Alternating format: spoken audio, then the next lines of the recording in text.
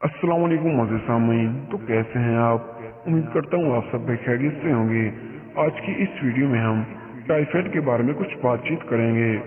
Typhoid बुखार एक मोहलक मर्ज है और ये एक छूत इन्फेक्शन की बीमारी है। टाइफाइड एक जरासीम साल्मोनेला टाइफी की वजह से होता है। इसे आंतों का बुखार और टाइफाइड बुखार भी कहा जाता है। ये मुसलसल रहने वाला बुखार है जिसमें अक्सर 5वीं या 14वीं दिन बुखार रहने के बाद सख्त सर्दी लगती है। कभी कभी मलेरिया और टाइफाइड दोनों एक साथ भी हो सकते हैं।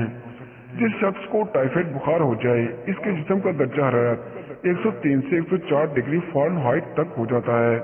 ये मूजी मर्ज कई हफ्तों और महीनों तक रह सकता है। असबाब इसके ये हैं कि छूत इन्फेक्शन का लगना, गंदा पानी टाइफाइड का सबब बनता है, बाजार के खाना या चीजें खाना, आंतों की कमजोरी, गैर मुतवाज़िन ग़िज़ा।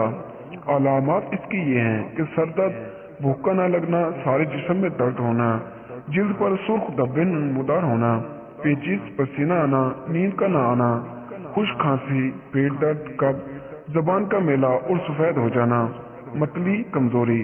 एहतियाती तदाबीर इसकी ये हैं कि अगर मरीज तंदुरुस्त भी हो जाए तो फिर भी इसका जरासीम इसमें मौजूद रहते हैं।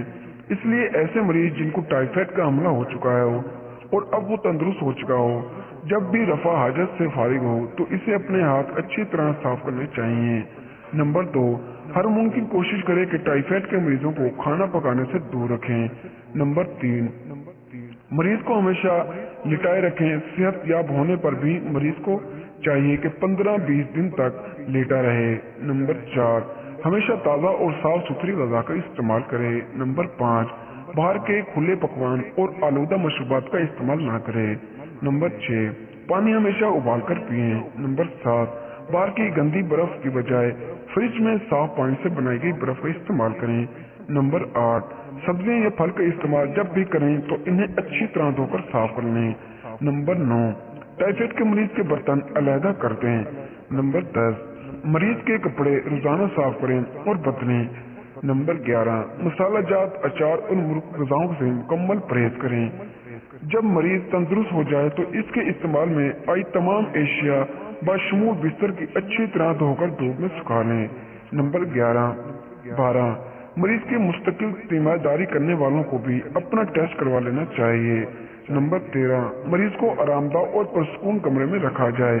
अगर आपको हमारी वीडियो पसंद आई हो तो वीडियो को लाइक करें और चैनल को सब्सक्राइब करें। तो मिलते हैं अगली वीडियो में, तब तक के लिए अल्लाह हाफिज।